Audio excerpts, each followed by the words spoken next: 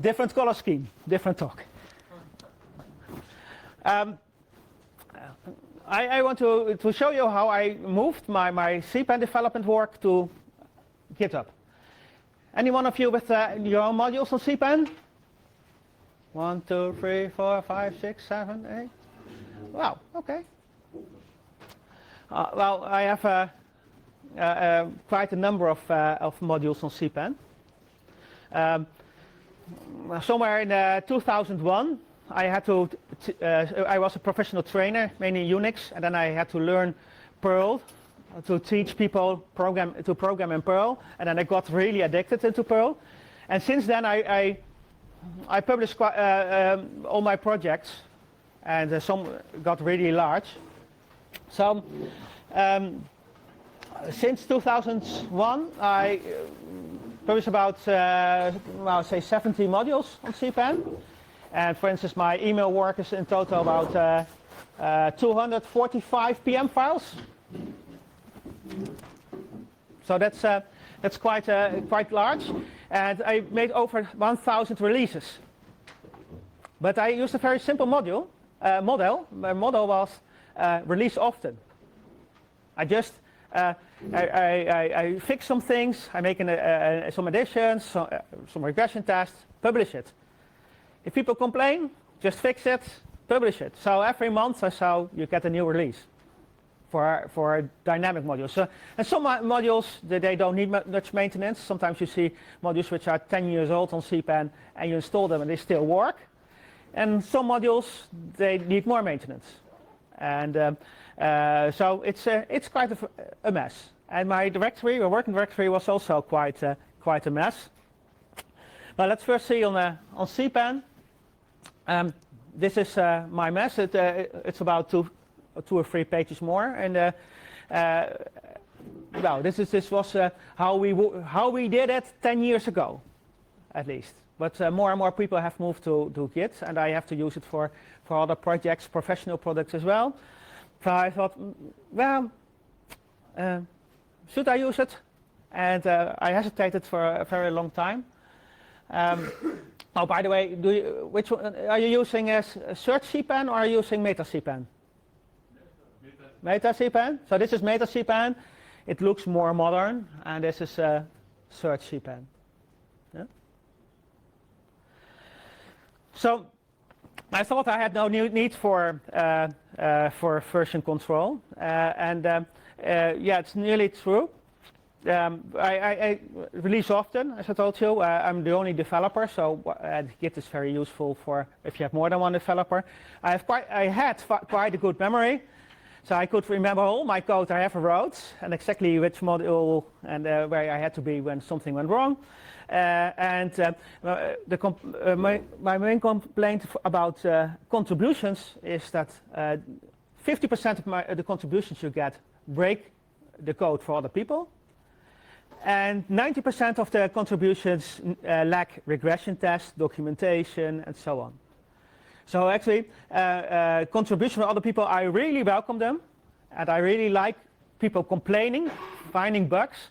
But the usefulness of contributions is not really high, the code contributions. So I have to rewrite it anyway, usually. So what's the advantage in publishing everything via Git and people forking it? So that's a bit of a problem. The other thing, I have a difficult release process. I will show you a bit about my release process. I have my own documentation system. And I have, yeah, well, okay. Yeah. So this is about my documentation system. If you have very large modules, and certainly when you have object-oriented modules, you will find out that POT is quite limited. The plain old document system can be used to document one single PM file. But if you're writing object orientation, then, and certainly if you have 3 or 4 levels of inheritance, then you have to copy parts of the documentation from lower levels to higher levels and maintain that. Yeah? If you have on a lower level in the hierarchy, you define a function, you will, and you document it there, then it will not automatically appear on other levels of your documentation. And well, that's really a hassle. So I extended pod with some features like methods. You can define a method instead of had to or item. You can say, okay, now I define a method, and the formatter will decide how it looks like in your manual page, examples, and so on. This is a class method. With methods, you can define options and defaults, and on different levels of hierarchy, you can change the default because it's that happens. So I have my own text, and this saved me a lot. It saved me about, for my mailbox modules, about 70,000 lines of code in the manual page, which is produced. Yeah? So this is the output. It automatically shows you the inheritance relations with other modules, and so on. It does some formatting. It shows you the options and where the options from which level of hierarchy in the object-oriented tree it gets these from, and so on. It also produces real HTML, not what Meta CPAN is producing, or because my pod is smarter.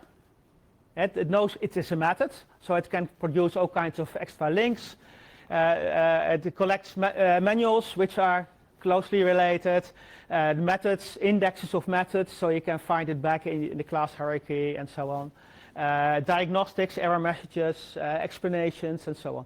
So this is what OODoc does with only a few lines of extra configuration. The name of the module is wrong. I called it OODoc, but after that someone created OpenOffice, and then I got stuck. It should have been called OOPod maybe. That will be a more useful name. Okay, so but anyway, that is my system, and I have to integrate it somewhere in my Git and in my GitHub. Okay. So I adopted for many years, but at the moment I'm more in favor of going to GitHub. Release often. Well, in the beginning, the first 10 years, I remembered all my code, but now I have some code in maintenance, which means that I didn't look at it for 10 years. And then when I release it, I forgot that some of the developments were halfway, and so on. So I hope it helps me a little bit in stabilizing this code.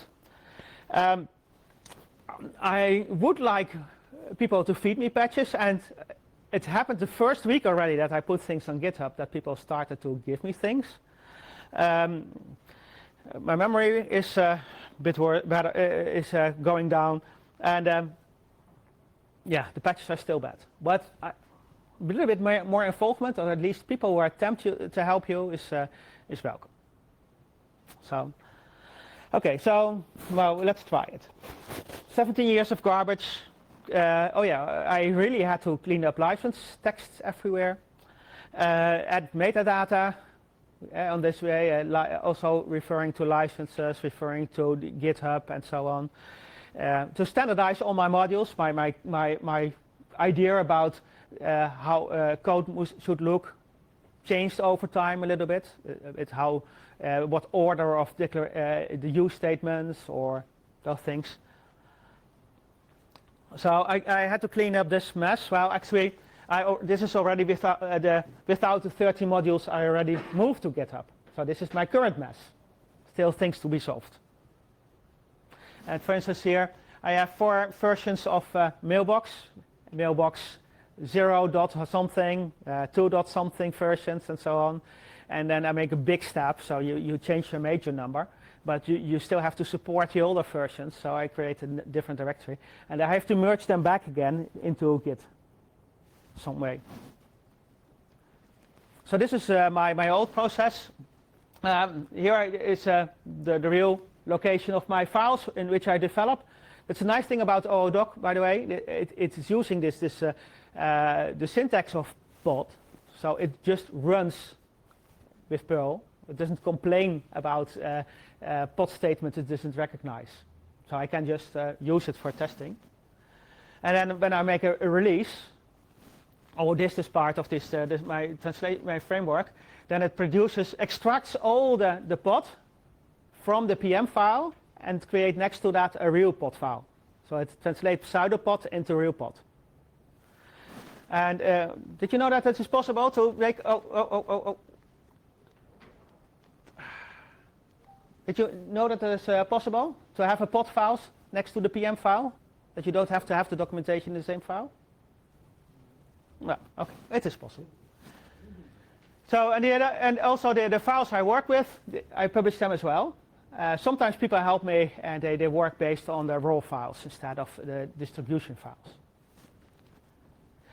And then I upload them to POS for CPAN and to my website for my own generated documentation. In the new situation, I have a new directory where I put all my already translated stuff in.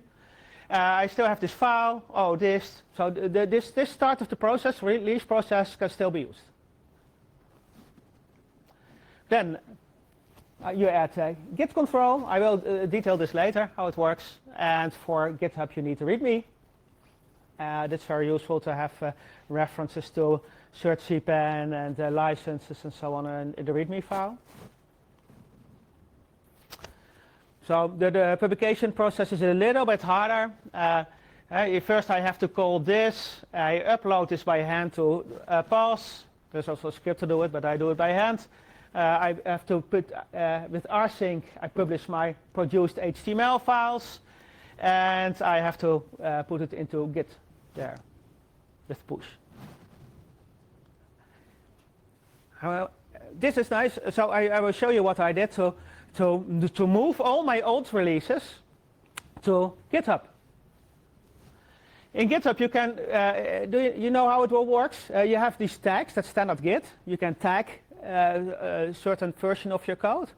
But in GitHub, add releases to tags. Release means, it doesn't mean that much. It just says, we call this a release, and you can have release notes, and you can have extra information with this release. But actually it's just some trick around a tag. Here you can't read it, I expect, but this is from my changelog file, automatically extracted from my changelog file in my insert process. Here you see the, well, it's very small, the release as it went to CPAN, and this is from GitHub itself. From Git. The first task, if you start, is trying to get some administration how far you are. So I had to redo my overview of all the modules. One of the things one of the reasons I need my own overview and not just meta CPAN is that many modules are clustered. They all relate some way or the other, and on CPAN I cannot show that, or meta CPAN I cannot show that they are related. So I have my own page with some extra information why they are related and how they are related. So I cleaned up this, and this is an important field. GitHub, whether I already have converted it or not. And here you see to do. Still about 40 to go. This took me already a whole day. And then this is about the process to move from the old version to the new version. First, I create this mailbox directory where my new work set is. I initialize Git there. And then for each of the distributions, and gladly I kept them all in the directories. I have all these raw distributions and all the release material to CPAN. So I have them all. I just collect them. And then I unpack the raw distribution because I put that raw version in GitHub and not the processed version, which is in CPAN. And then I unpack the raw distribution, then commit that, and then put that in assets, as they call it. So you have this release, GitHub release, and the GitHub release has assets, and one of the assets is the distributed version. And then I clean up, and at the end I have my whole working environment, which is many more files than there are released, and I copy that onto the same spot, and then I git add all the files which are in the manifest. automatically, and then I add by hand the README, and then I go and clean up my module a little bit, and a git push. So this is the general form, a little bit more detail, and the nice thing is, I hope you can read it, but the nice thing is that it's very simple. We have a really great, two really great modules, the GitHub module and the Git module, yeah, Git repository module, and they make your life very easy.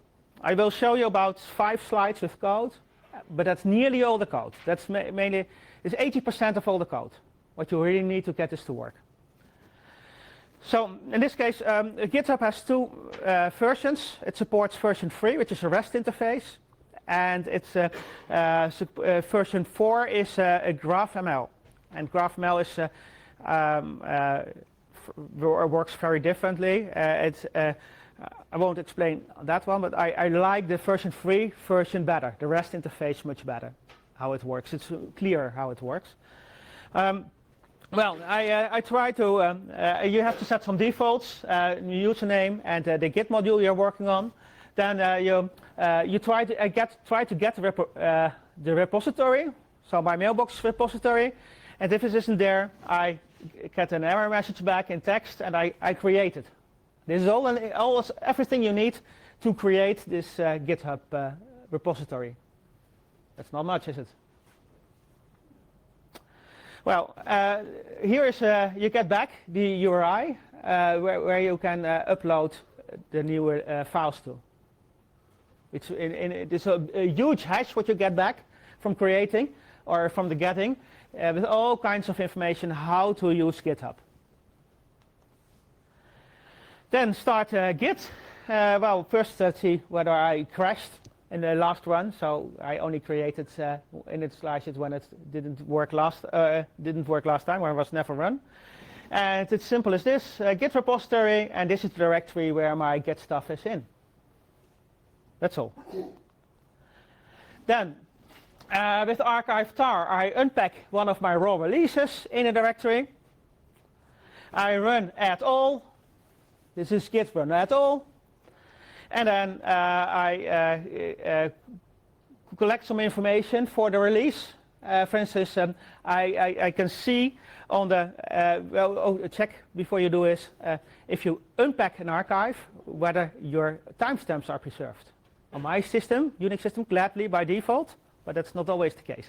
So my 2004 release will have a 2004 timestamp in GitHub.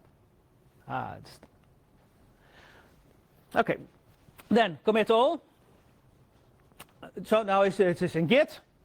And then I add a tag, because the releases on GitHub are based on tags. So I tag it, my release, and then I push it. This is a weird thing. You can only make a connection to the origin once you have made a commit. If you never made a commit, you cannot do it. So yeah, that's a bit weird. But okay, workaround. And I push my release, the currently unpacked release. And then I clean up the directory again, the whole directory, unpack the next star and the next raw version, and do this process over again.